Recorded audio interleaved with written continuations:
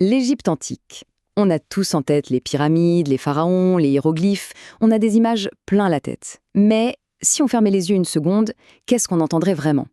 Et si on pouvait s'asseoir à leur table, ça aurait quel goût? C'est justement ce qu'on va explorer ensemble aujourd'hui. La question peut paraître simple, mais la réponse, elle, nous fait voyager des milliers d'années en arrière. On va essayer de reconstituer ce que ça faisait, vraiment, de vivre dans l'une des plus grandes civilisations de l'histoire. Alors c'est parti, on plonge dans cet univers sensoriel. Notre voyage va se faire en 4 temps. D'abord, on va tendre l'oreille pour écouter la langue des anciens Égyptiens, puis leur musique. Ensuite, on s'invitera à table pour découvrir ce qu'ils mangeaient et bien sûr ce qu'ils buvaient. Allez, on commence par les sons de la parole. Essayer de savoir comment parlaient les anciens Égyptiens, eh bien, c'est se confronter à un obstacle assez énorme, un vrai casse-tête pour les spécialistes. Et voilà le cœur du problème. Les scribes égyptiens n'écrivaient tout simplement pas les voyelles. Imaginez un peu si on essaie de lire le français avec juste les consonnes. Par exemple, pour bonjour, on écrirait B-N-G-R. Ça complique un tout petit peu la lecture, on est d'accord? Prenons un exemple très connu, le mot pour beau, qu'on retrouve dans le nom Néfertiti. En translittération, les égyptologues écrivent juste NFR. Mais grâce au copte, qui est en fait le dernier stade de la langue égyptienne, et qui lui notait les voyelles, on peut essayer de deviner la prononciation. Et NFR devenait probablement quelque chose comme Nofré. La différence est assez folle, non? Alors là, c'est encore plus surprenant. Une phrase toute simple comme « Mon nom est Imhotep », qu'on a tous entendu dans les films, ne se prononçait pas du tout comme ça. La reconstitution phonétique, elle, donne quelque chose qui ressemblerait à l'ithmiotype. Ça nous paraît complètement bizarre et pourtant c'est sans doute ce qui se rapproche le plus de la réalité sonore de l'époque. Bon, on quitte la langue parlée pour passer à la musique. Si reconstituer la parole est un défi, alors imaginez un peu ce que c'est pour les mélodies qui rythmaient leur vie. Des rituels aux grands banquets. Ce qu'il nous reste, heureusement, ce sont des vestiges d'instruments, comme ce magnifique morceau de harpe.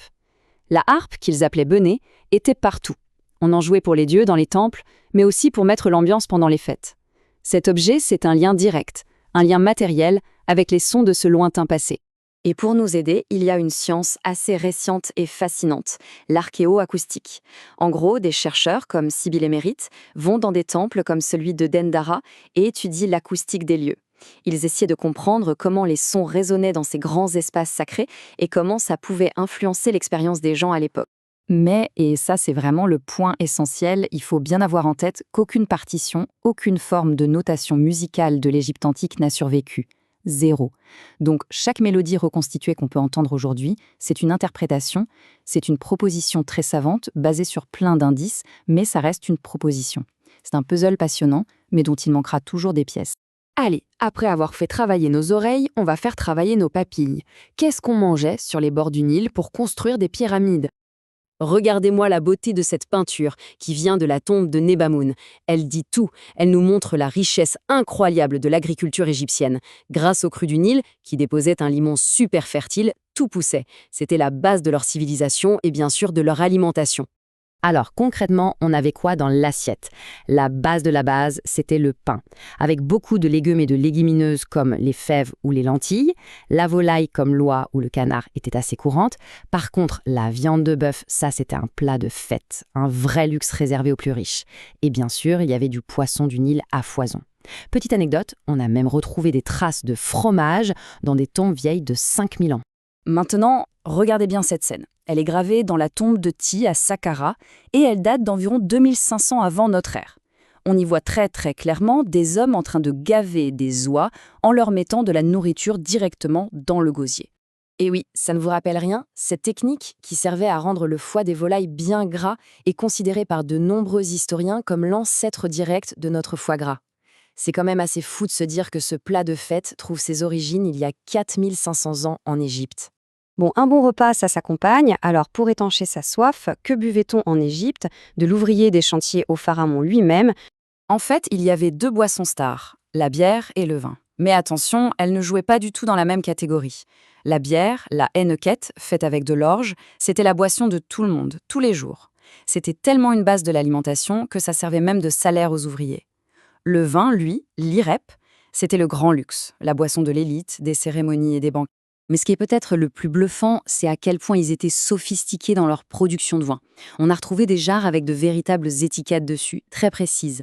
Par exemple, sur celle-ci, il est écrit In Prim Am, ce qui veut dire du domaine d'amont. C'est ni plus ni moins que l'équivalent de nos appellations d'origine contrôlée, nos AOC.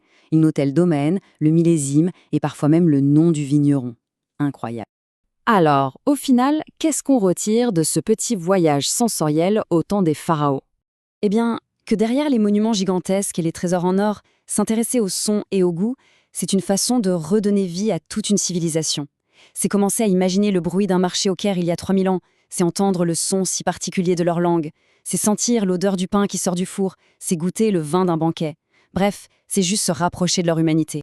Allez, on se quitte avec une petite question pour continuer à rêver. Si on avait une machine à remonter le temps et qu'on pouvait être invité à un grand banquet pharaonique, quelle serait la toute première chose qu'on voudrait expérimenter? Le son d'une harpe qui joue une mélodie oubliée ou la saveur d'un plat qui a disparu depuis des millénaires? Ça laisse songeur.